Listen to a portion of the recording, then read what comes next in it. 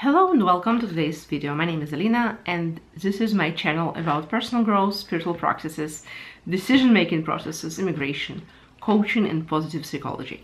And today we are talking about a very interesting topic that I was thinking about for a while. And after I got a few questions on those topics, I decided that enough waiting, let's do it. So today we're gonna talk about pros and cons living in United States. I'm not meaning to weight them too much in this particular video, but if it will be an interesting topic, we can open a discussion and talk about other things in this on this topic.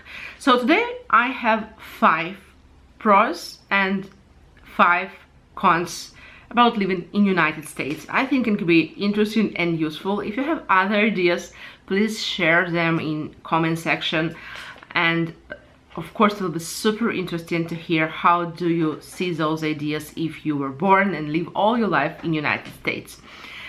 So let's talk about pros and cons living in the United States. I made a list for myself and I'll start with the positive one. Let's talk about pros. Okay, so pros living in the United States. If talking about 5 majors that I see for myself, of course everything's very individual, and what I can find as a pros is something very good and important, and I'm so happy that we have it here in the United States. Some other people can say that they actually hate it about the United States and they hope it changes. So write me down what do you think, and it will be very interesting to open discussion and to see things from your perspective. So let's go. So the first thing that I really like about United States is the nature. Like I like that there are like so many different landscapes, climates. The nature is like so diverse. You have like so many states. Some states are like hot, some states are colder, some states are like flat, some states are mountains, and it is very interesting and unique landscapes. And I really like traveling and seeing all those different states, this nature, and I really like it about United States. And I don't know, maybe it can be a separate or it can be the same. I will put it under number 1. So road trips. You know, United States is a big country, is a very big country, and road trips are available like within your country. You don't need to go abroad, and you can just travel, and you don't need to buy expensive plane tickets, and you have like so much to explore and so much where to travel within United States, and I think it's really cool. By the way, statistics shows that almost like half of American citizens don't have international passports and they don't travel abroad. Not because like they can't, but because probably some of them definitely can't. There's poverty in any country. It's like always has a place everywhere, but many people are not traveling because there's so much to travel, so many places to travel in the United States, and that's what they do. So the third thing, by the way, it doesn't come in particular order from less important to most important, something like that. So the third thing, or the second thing, we decided that it will be under number 1. So the second thing is there are no war conflicts with bordering countries.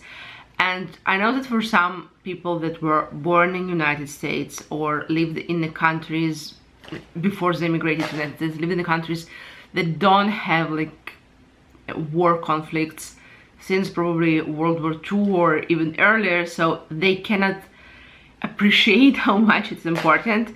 But I'm an Israeli and I'm originally from Ukraine. So both of my countries, the country where I was born and the country where I lived for many years, both of them are in a very dangerous place, very unsafe place, and they even have a chance to disappear because some other country like will start a war and win the war.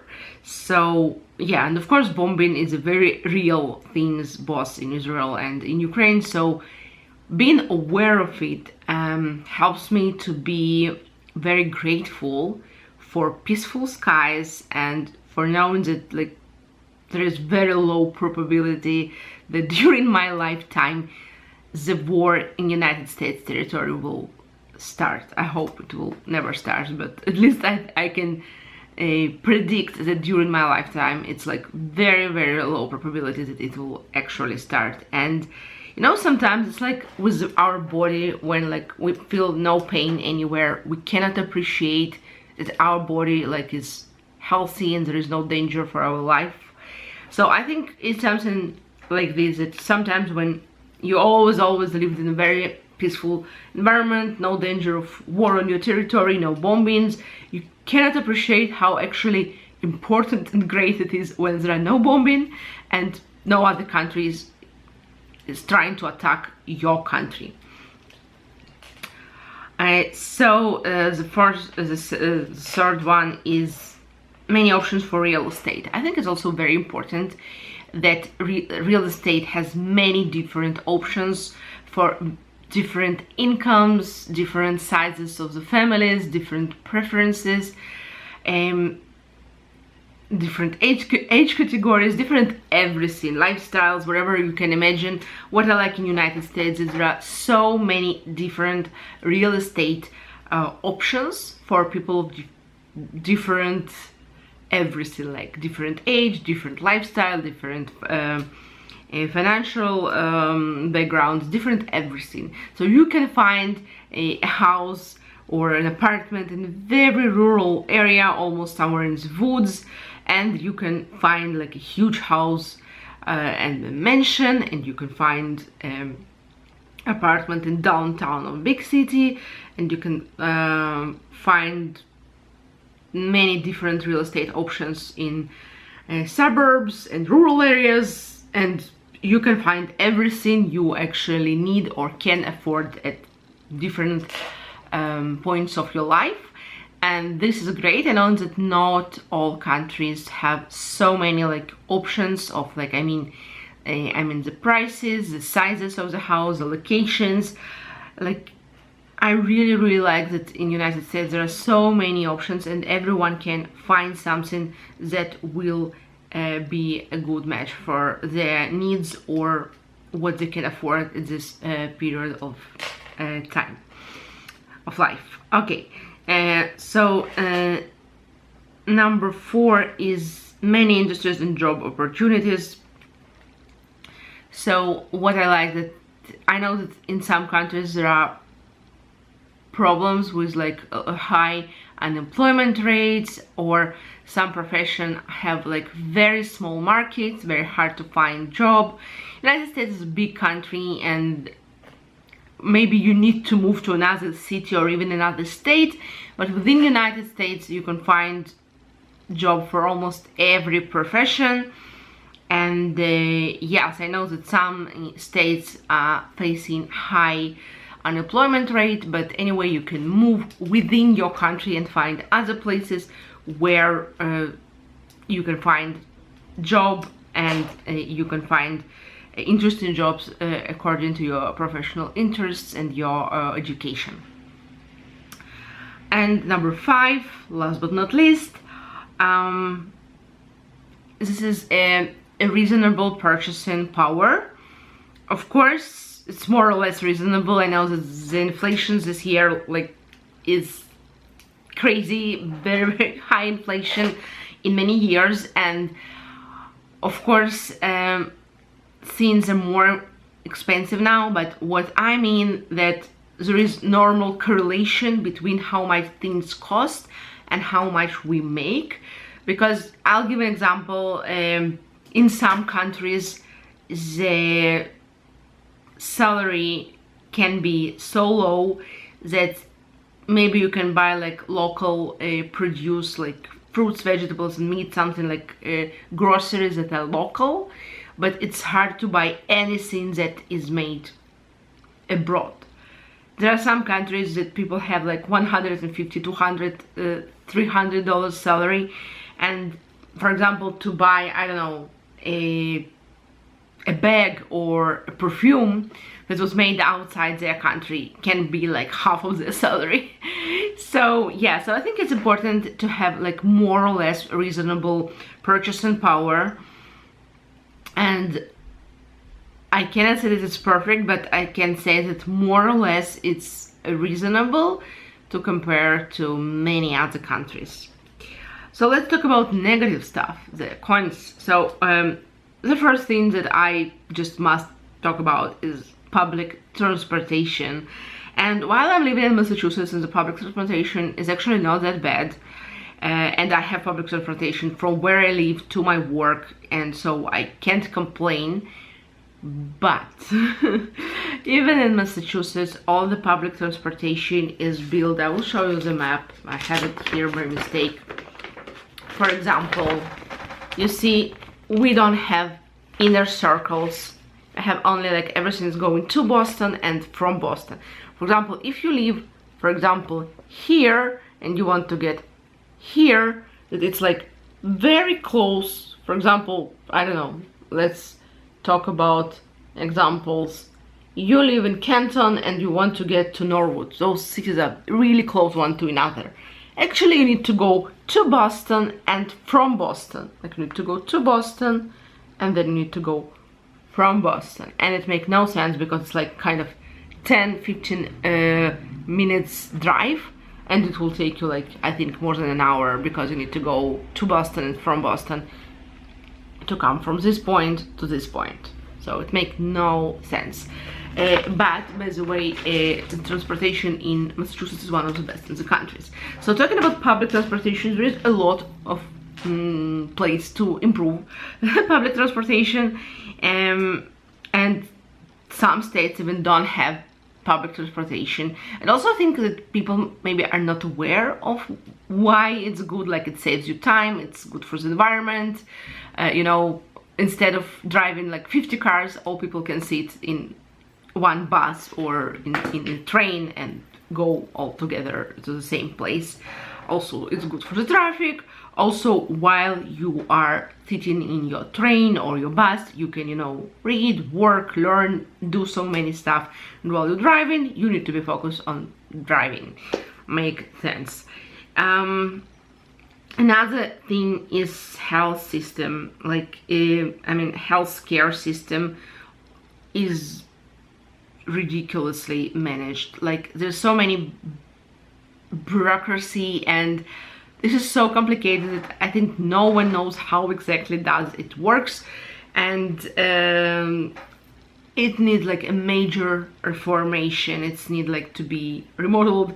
Something needs to be changed in how it operates, because I think it's just make no sense. So many people need to be involved in the billing departments, and the process is so complicated. There's so many so much bureaucracy that just something needs to be changed with that.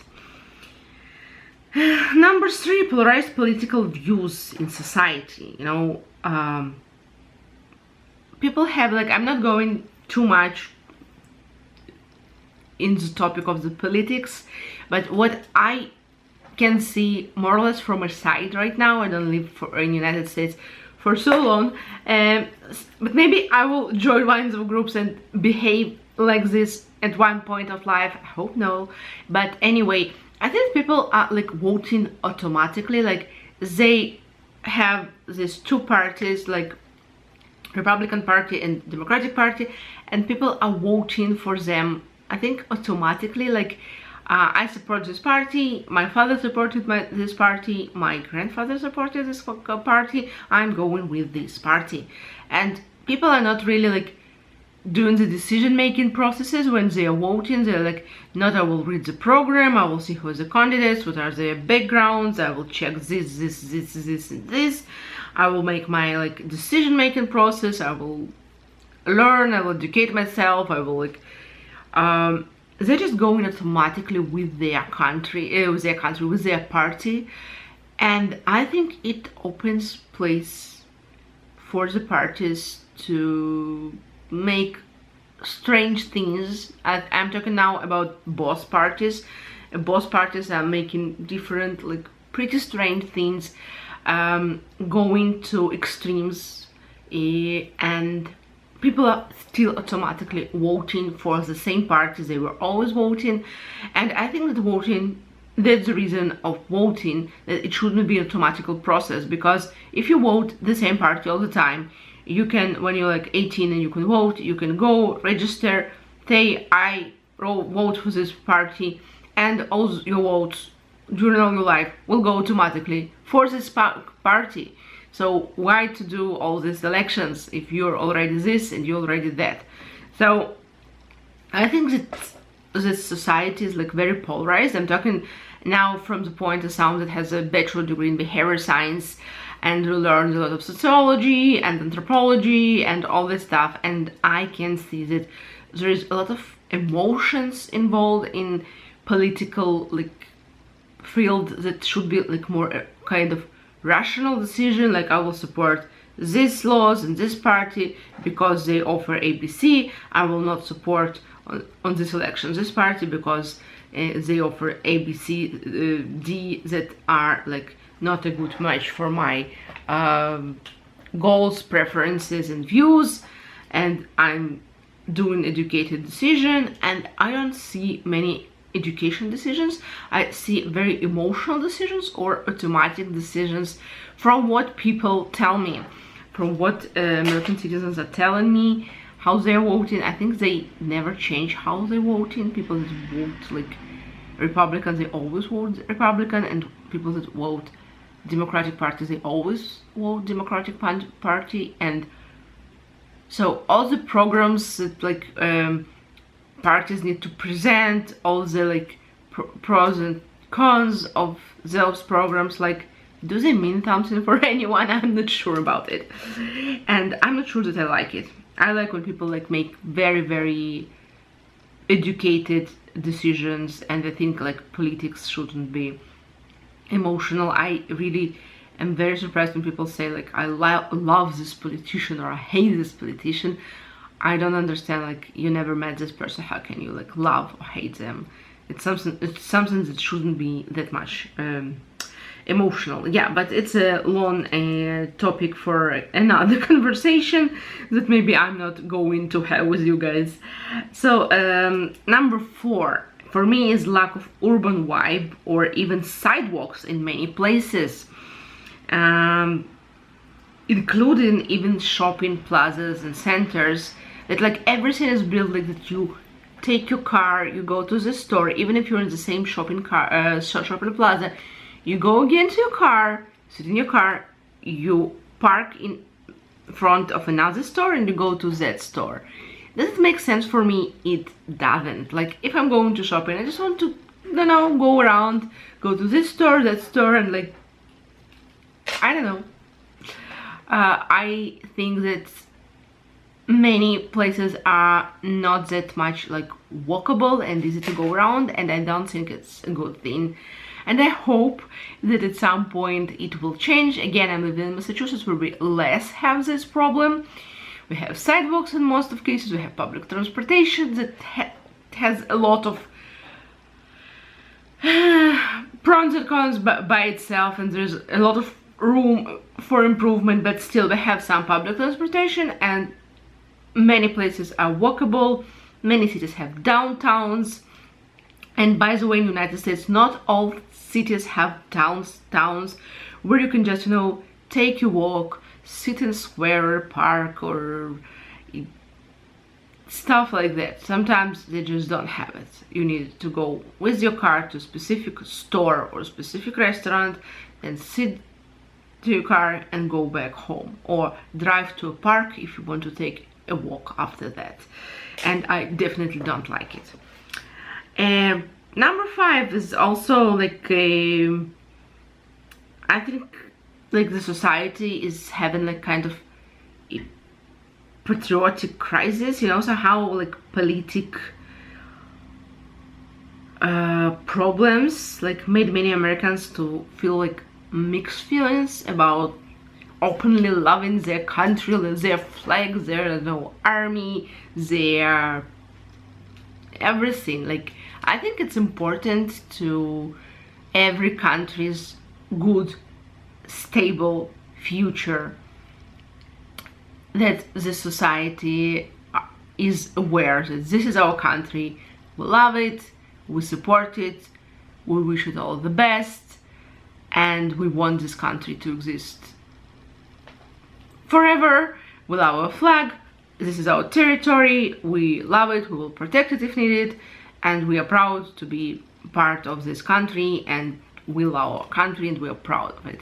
And I think it's very important because there are so many influences and interests from outside that can harm people's safety. And I think this like loving your country crisis, or patriotic crisis, I don't know how to call it, I think it's a disturbing moment. I hope it's a moment in history that it came and will pass, but still, yeah, I think it's not that good, especially someone that is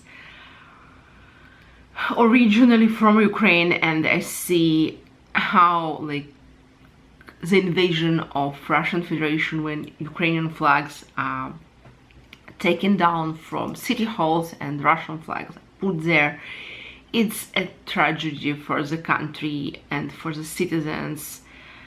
And I think that now American society is like lacking this awareness of that's important, that we have our country, with our flag. We're grateful for our army for supporting for protecting our borders and our interests and all this stuff. So yeah, so those are pros and cons I thought about. There are of course many other pros and cons to talk about. So tell me, what do you think and what is your opinion about those topics? Thank you for watching. Please subscribe to this channel. Don't forget to like this video, write your comment, and see you in my next video or live stream. By the way, also don't forget to ring the bell, because I'm most often doing live streams than filming videos.